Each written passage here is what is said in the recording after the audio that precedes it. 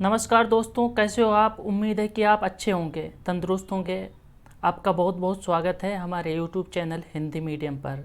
दोस्तों, एनसीईआरटी की इस सीरीज में आज हम कवर करेंगे क्लास 6 की भूगोल का चैप्टर नंबर 3। अभी तक हमने 2 चैप्टर कवर कर लिए हैं।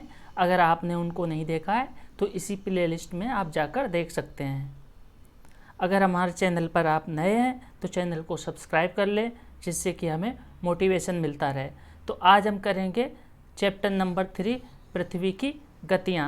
दोस्तों, अध्याय 2 में क्लास 2 में हमने पढ़ा था, अक्षांश के बारे में पढ़ा था। अक्षांश के अंतर्गत हमने कर्क रेखा, मकर रेखा, विषुवत वृत्त, आर्कटिक सर्कल, अंटार्कटिक सर्कल, इन सारी चीज़ों के बारे में पढ़ा था। फिर दूसरी ओर देशांतर के रूप में हमने पढ़ा था 0 डिग्री की मध्याह्न रेखा, ठीक है, 180 डिग्री की अंतर्राष्ट्रीय तिथि रेखा, और फिर भारत के संदर्भ में हमने पढ़ा था कि 82.5 डिग्री की जो मानक मध्याह्न रेखा है, भारत का जो मानक समय है। दोस्तों, आज हम पढ़ेंगे पृथ्वी की गतियों के बारे में। तो गतियाँ 2 प्रकार की होती है, एक परिभ्रमण गति होती है और एक घूर्णन गति होती है। एक रोटेशन हो गया, एक रेवोल्यूशन हो गया, ठीक है। तो आगे बढ़ते हैं, देखते हैं कि जैसा कि हम जानते हैं पृथ्वी की गति 2 प्रकार की होती है, घूर्णन और परिक्रमण, ठीक है। पृथ्वी का अपने अक्ष पर घूमना क्या कहलाता है? घूर्णन कहलाता है। और सूर्य के चारों ओर एक स्थिर कक्षा में पृथ्वी की गति को परिक्रमण गति कहते हैं। ध्यान रखिएगा, बहुत ईजी है, ठीक है। पृथ्वी का जो अक्ष है, ठीक है, काल्पनिक रेखा है। पृथ्वी का अक्ष जो है एक काल्पनिक रेखा है, जो इसके कक्षीय सतह से कितना झुका हुआ है? 66.5 डिग्री झुका हुआ है। 66.5 डिग्री का कोण बनाता है और झुका कितना है? 23.5 डिग्री का। जो पृथ्वी का जो अक्ष है इसके कक्षीय समतल पर 66.5 डिग्री का कोण बनाता है, लेकिन पृथ्वी जो झुकी हुई है वो 23.5 डिग्री झुकी हुई है। अब इसका वह समतल जो कक्षा के द्वारा बनाया जाता है कक्षीय समतल कहलाता है। नाम से ही पता चल रहा है। पृथ्वी क्या है? पृथ्वी क्या करती है? पृथ्वी एक दीर्घवृत्तीय कक्षा में परिभ्रमण करती है, परिक्रमण करती है। ध्यान रखिएगा। एवं पृथ्वी सूर्य के बीच की दूरी में भी परिवर्तन होता रहता है, ये भी ध्यान रखने की बात है, ठीक है। तो जो परिभ्रमण है, जो उसकी एक निश्चित कक्षा है, कक्षा पे जो झुकाव है वो कितना है? 23.5 डिग्री का है, और जो कोण बनाता है वो 66.5 और 23.5 अगर जोड़ेंगे तो ये 90 डिग्री बनेगा जाके। ध्यान रखिएगा दोस्तों, ठीक है। पृथ्वी सूर्य से प्रकाश प्राप्त करती है और पृथ्वी का आकार गोले के समान है, ये तो हमने पढ़ा ही था। इसलिए एक समय में सिर्फ इसका जो आधा भाग है वो सूर्य की रोशनी पे प्राप्त करता है, और आधा भाग में क्या रहता है? रात रहती है, अंधेरा रहता है, ठीक है। सूर्य वाले भाग में दिन होता है, जबकि दूसरे वाले भाग में जो सूर्य से दूर होता है वहाँ रात होती है। और ग्लोब पर वह वृत्त जो दिन रात को विभाजित करता है उसको प्रदीप्त वृत्त कहते हैं। देखिए यहाँ पे चित्र में दिख रहा होगा, ये सूर्य की रोशनी आ रही है यहाँ पे, ठीक है। तो आधा भाग में क्या है? दिन है, और आधे भाग में क्या है? रात है। और जो एक वृत्त, एक काल्पनिक रेखा जो इन दोनों भागों को डिवाइड करती है, विभाजित करती है, उसको क्या बोलते हैं? प्रदीप्त वृत्त, ठीक है, प्रदीप्ति वृत्त। ध्यान रखिएगा, ठीक है, प्रदीप्ति वृत्त बोलते हैं। ये वृत्त अक्ष के साथ नहीं मिलता है, जैसा कि आप चित्र में देख भी सकते हैं। पृथ्वी के अक्ष पर एक चक्कर पूरा करने में लगभग 24 घंटे का समय लेती है, और घूर्णन का समय काल पृथ्वी का दिन काल कहा जाता है। एक घूर्णन जो पूरा करती है वो पृथ्वी का दिन काल कहा जाता है, और ये पृथ्वी की दैनिक गति भी है। दोस्तों, आपको बता दूं कि पृथ्वी 360 डिग्री के घूर्णन में जो समय लगता है वो अपनी पुनः स्थिति में आ जाती है। जब वो 360 डिग्री घूमकर अपनी पुनः स्थिति में आ जाती है तो इसको नक्षत्र दिवस बोलते हैं, सिडेरियल टाइम, ठीक है, ध्यान रखिएगा। और इसकी अवधि होती है आपका 23 घंटा।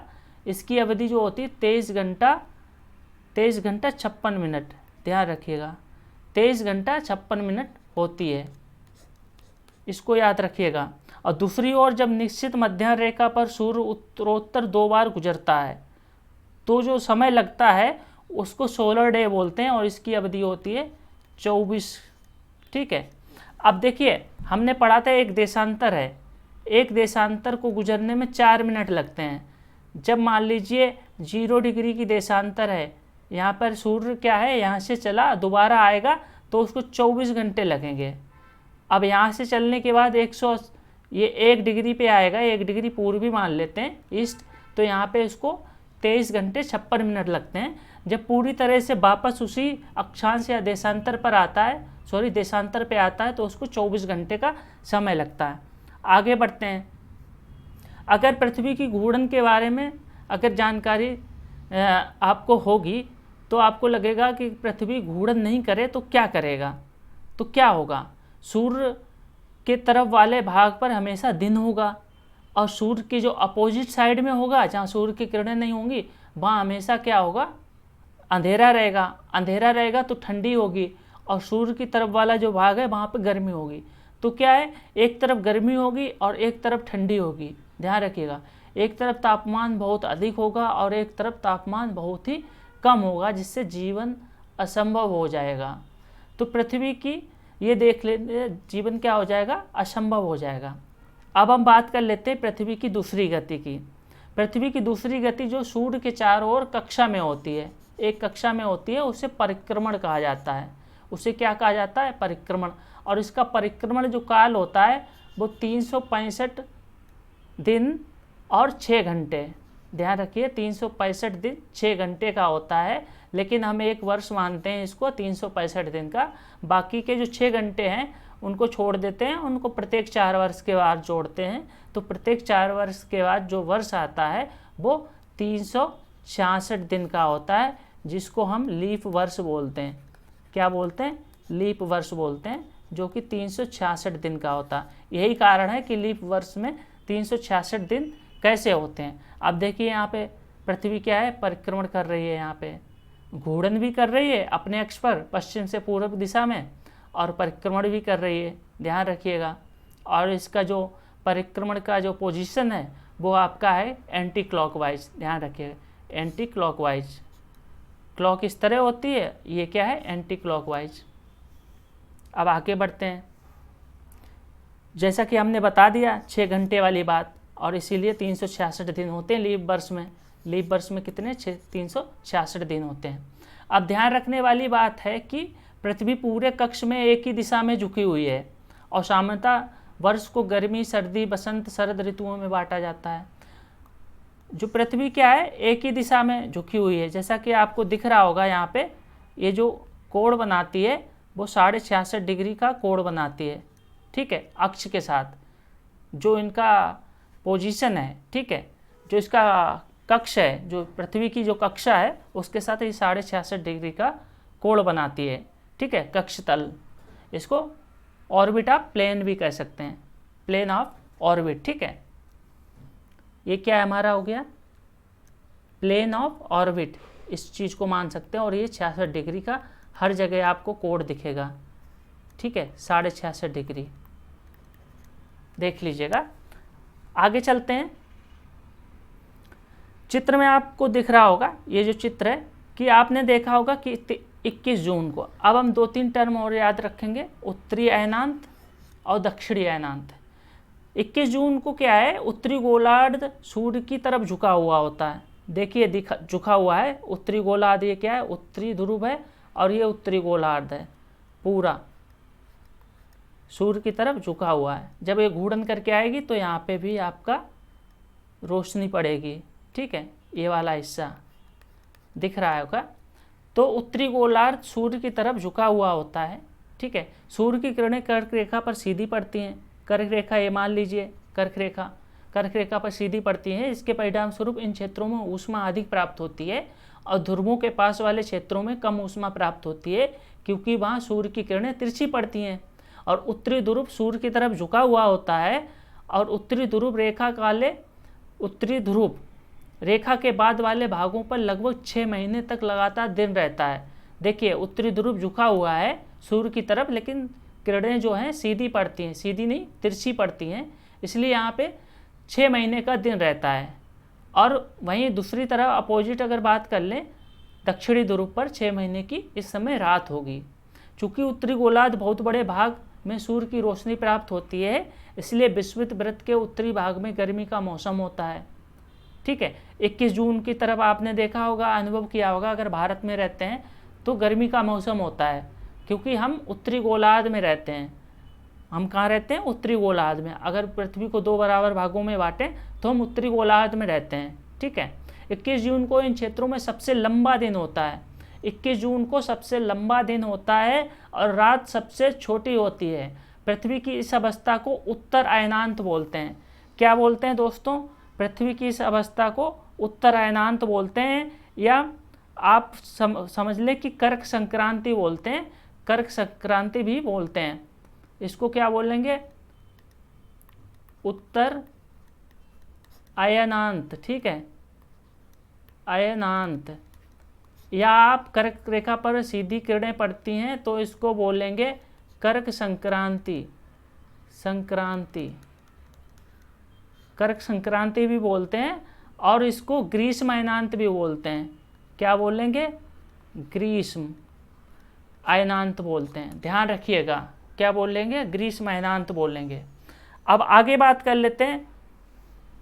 उसी तरफ दूसरी तरफ 22 दिसंबर का दिन आता है, जब आपने अनुभव किया होगा उत्तर भारत में। ठीक है, उत्तर भारत में अनुभव किया होगा कि रातें सबसे छोटी होती हैं, रातें सबसे बड़ी होती हैं और दिन सबसे छोटा होता है। तो 22 दिसंबर को दक्षिणी ध्रुव के सूर्य की ओर झुक जाता है। अब क्या है? ये दक्षिणी ध्रुव जो है सूर्य की तरफ झुक गया। ये कौन सा दिन है? 22 दिसंबर का दिन है। तो इस अवस्था को दक्षिणी अयनांत बोलते हैं। दक्षिणी अयनांत या शीत संक्रांति, शीत संक्रांति, शीत संक्रांति बोलते हैं। ठीक है, या मकर संक्रांति भी बोलते हैं इसको, मकर संक्रांति, मकर संक्रांति भी बोलते हैं। मकर संक्रांति क्यों बोलते हैं? क्योंकि मकर रेखा पर सूर्य की किरणें जो हैं वो सीधी पड़ती हैं, और इस अवस्था में क्या होता है?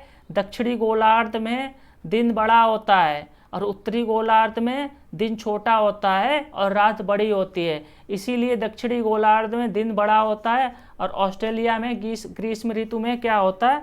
ग्रीष्म ऋतु में क्रिसमस मनाया जाता है।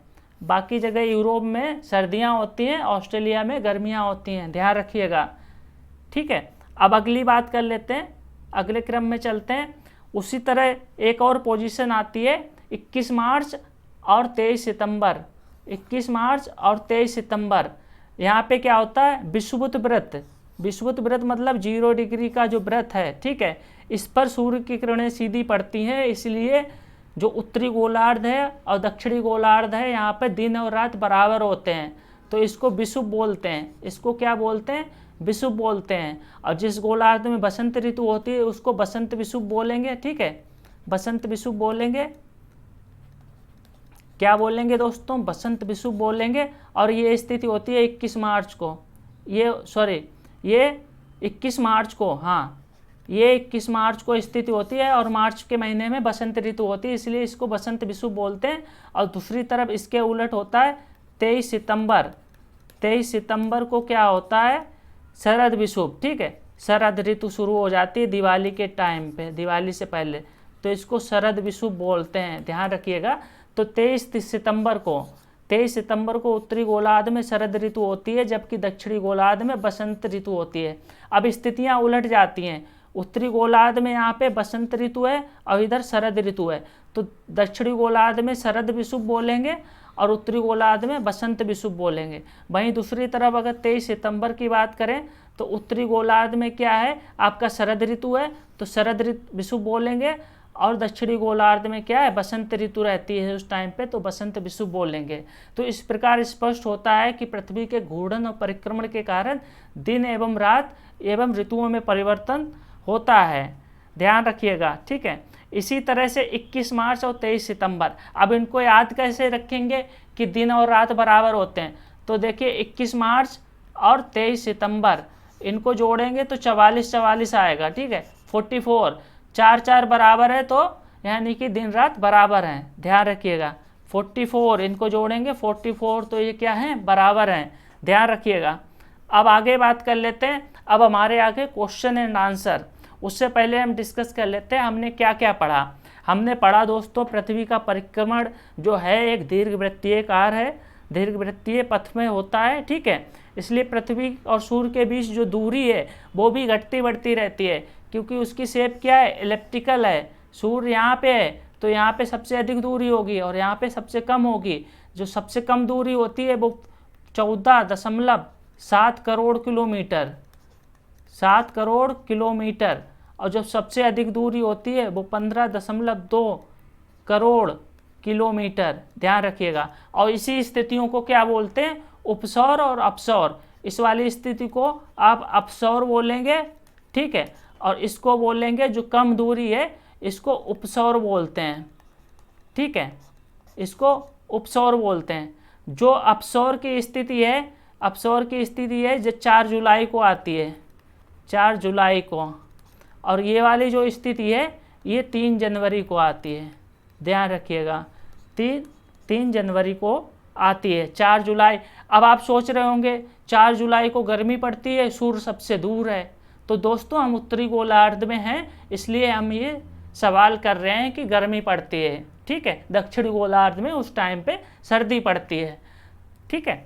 अब हम क्लियर, और हमने क्या पढ़ा, हमने पढ़ा कि 22 दिसंबर को, ठीक है, 22 दिसंबर को क्या होता है, मकर रेखा पर सूर्य की किरणें सीधी पड़ती हैं, और इसके उलट 21 जून को क्या पड़ता है, कर्क रेखा पर सूर्य की किरणें सीधी पड़ती हैं।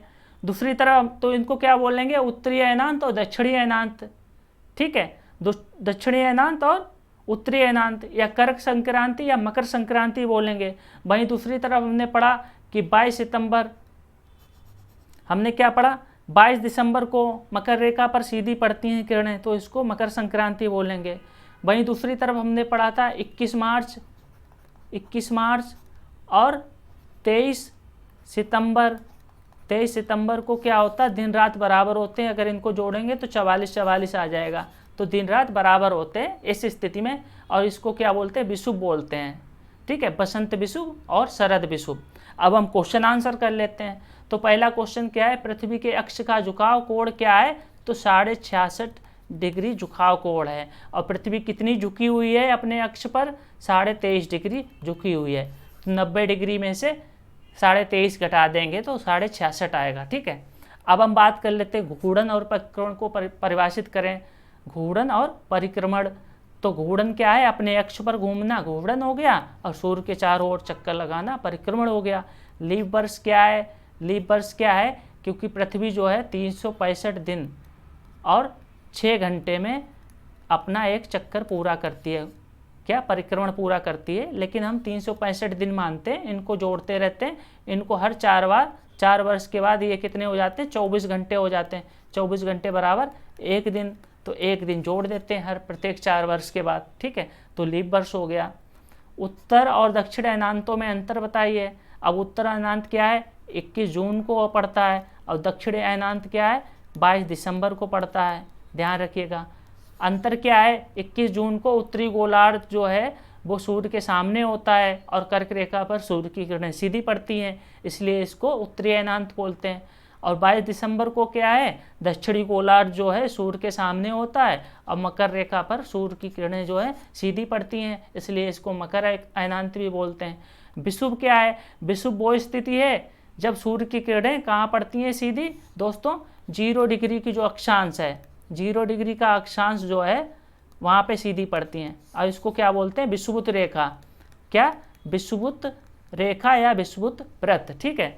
तो यहाँ पे क्या होता है, दिन और रात बराबर होते हैं दोनों गोलार्धों में, ठीक है, 12-12 घंटे की रात, 12 घंटे का दिन होता है, कहाँ पे, विषुवत व्रत पर। इसके आगे आप घटता बढ़ता जाएगा, ठीक है। अब दक्षिणी गोलार्ध में उत्तरी गोलार्ध की अपेक्षा उत्तर दक्षिण का अयनांत अलग अलग समय में क्यों होता है। दक्षिणी गोलार्ध और उत्तरी गोलार्ध की अपेक्षा उत्तर और दक्षिण का अयनांत अलग अलग समय पर क्यों होता है, क्योंकि सूर्य की स्थिति के अनुसार अलग अलग होता है, ठीक है। जब दक्षिणी गोलार्ध जब सूर्य के सामने होगा, फिर आता है उत्तरी गोलार्ध सूर्य के सामने, इसलिए अयनांत अलग अलग होता है, क्योंकि पृथ्वी जो है झुकी हुई है, अपने अक्ष पर 66.5 डिग्री झुकी हुई है। अगर झुकी हुई ना हो तो बराबर रहे, ठीक है, तो बराबर रहे, तो अगर 21 जून का समय हो तो सीधी किरणें पड़ें कहाँ पर, 0 डिग्री की रेखा पर, ठीक है। अब अगला प्रश्न कर लेते हैं। ध्रुवों पर लगभग 6 महीने का दिन और 6 महीने की रात होती है। हमने बताया ध्रुवों पर ये स्थिति कब आती है, जब सूर्य की किरणें कर्क रेखा और मकर रेखा पर सीधी पड़ती हैं, लेकिन सूर्य की किरणें तिरछी पड़ती हैं कहाँ पर, ध्रुवों पर। इसीलिए क्या होता है, जो कोई भी गोलार्ध है सूर्य के सामने होता है तो वहाँ पर 6 महीने का दिन होता है, और जो गोलार्ध सूर्य के सामने नहीं होता है वह 6 महीने की रात होती है। आगे बढ़ते हैं। सही उत्तर चिन्हित कीजिए। पृथ्वी की सूर्य के चारों ओर गति को क्या कहते हैं, परिक्रमण कहते हैं। और पृथ्वी की अपनी धुरी पर गति को घूर्णन कहते हैं। और झुकाव जो है पृथ्वी का वो कितना है, झुका हुआ 23.5 डिग्री झुकाव है। ध्यान रखिएगा 23.5 डिग्री झुकाव है, लेकिन इसका तल के साथ कोण कितना बनता है, ये झुकाव है और ये कोण है। कोण कितना है, 66.5 डिग्री का। ध्यान रखिएगा 66.5 23 कितना हुआ, 90 डिग्री। अब ये मान लेते हैं ये प्लेन है, 90 डिग्री है, ठीक है। अब झुकाव कितना है, 23.5 है, ठीक है, 23.5, और कोण कितना बन रहा, 66.5 डिग्री का। सूर्य की सीधी किरणें विषुवत वृत्त पर किस दिन पड़ती हैं भाई, विषुवत वृत्त पर किस दिन पड़ती हैं, 21 मार्च को पड़ती हैं, 21 जून को पड़ती हैं, 22 दिसंबर को पड़ती हैं। तो हमने बताया था विषुव कब होता है, 21 मार्च को होता है, और आपका 23 सितंबर को, 23 सितंबर को। ध्यान रखिएगा, तो 21 मार्च हमारा सही उत्तर हो जाएगा। गर्मी में क्रिसमस का पर्व कहाँ मनाया जाता है, तो ऑस्ट्रेलिया में मनाया जाता है गर्मी में, क्योंकि इधर नॉर्थ में क्या होता है, उत्तरी गोलार्ध में सर्दियाँ होती हैं, दक्षिणी गोलार्ध में गर्मियाँ होती हैं। ध्यान रखिएगा, क्योंकि ऑस्ट्रेलिया दक्षिणी गोलार्ध में पड़ता है। अब अगला प्रश्न पर बात कर लेते हैं। ऋतुओं में परिवर्तन पृथ्वी की किस गति के कारण होता है, तो ऋतुओं में परिवर्तन परिक्रमण के कारण होता है, और दिन और रात में परिवर्तन घूर्णन के कारण होता है। और गुरुत्वाकर्षण के कारण पृथ्वी जो है चक्कर लगा रही है सूर्य का। अब आगे बात कर लेते हैं। लास्ट क्वेश्चन रह गया हमारा, खाली स्थान भरें। एक लीप वर्ष में दिनों की संख्या कितनी होती है भाई साहब, 366 होती है। ध्यान रखिएगा। पृथ्वी की दिन प्रतिदिन की गति को क्या कहते हैं, दिन प्रतिदिन की गति को घूर्णन गति कहते हैं। क्या कहते हैं, घूर्णन गति कहती हैं। और पृथ्वी सूर्य के चारों ओर कक्षा में घूमती है। किस कक्षा में, दीर्घ वृत्तीय कक्षा में। कैसी, दीर्घ वृत्तीय कक्षा में घूमती है। और 21 जून को सूर्य की किरणें कहाँ सीधी पड़ती हैं, कहाँ सीधी पड़ती हैं, कर्क रेखा पर। कर्क रेखा पर सूर्य की किरणें सीधी पड़ती हैं। और ऋतु में दिन छोटे होते हैं। किस ऋतु में, शीत ऋतु में दोस्तों। शीत ऋतु में दिन छोटे होते हैं, कहाँ, उत्तरी गोलार्ध में। उत्तरी गोलार्ध में ध्यान रखिएगा, शीत ऋतु में दिन छोटे होते हैं। ध्यान रखिएगा। तो इस तरह से हमने पढ़ा कि जो पृथ्वी का परिक्रमण क्या है, दीर्घवृत्तीय है। लीप वर्ष में 366 दिन होते हैं। पृथ्वी के घूर्णन के बारे में पढ़ा, पृथ्वी के परिक्रमण के बारे में पढ़ा। हमने पढ़ा कि कक्षा तल क्या है, पृथ्वी कितनी झुकी हुई है, 23.5 डिग्री झुकी हुई है। वो कक्षा तल के साथ कोण कितना बना रही है, तो 66.5 डिग्री का कोण बना रही है। ये सारी चीज़ें पढ़ा हमने। फिर हमने कर्क संक्रांति पढ़ा, कर्क संक्रांति, ठीक है, या इसको उत्तरी अयनांत भी बोल सकते हैं, ठीक है। फिर हमने पढ़ा ग्रीष्म अयनांत, ग्रीष्म अयनांत या कर्क अयनांत, ठीक है। कर्क संक्रांति, ठीक है, कर्क संक्रांति, ग्रीष्म अयनांत, ठीक है, और उत्तरी अयनांत, ये एक ही बात है, ध्यान रखिएगा। दूसरी तरफ मकर संक्रांति, ठीक है, मकर संक्रांति शीत अयनांत या आपका दक्षिणी अयनांत, दक्षिणी अयनांत, एक ही बात है। ध्यान रखिएगा, ये तीनों शब्द एक ही है। मकर संक्रांति का जो समय है वो 22 दिसंबर है, 22 दिसंबर है, और कर्क संक्रांति का 21 जून है। ध्यान रखिएगा। तो इस तरह से हमने इस चीज़ को कवर किया है, पृथ्वी के घूर्णन को कवर किया है। दोस्तों, अगर हमारा वीडियो आपको अच्छा लगा हो तो इसको लाइक करें। अगर हमारे चैनल पर नए हों तो चैनल को सब्सक्राइब ज़रूर कर लें। आपका बहुत बहुत धन्यवाद। भारत माता की जय। जय हिंद।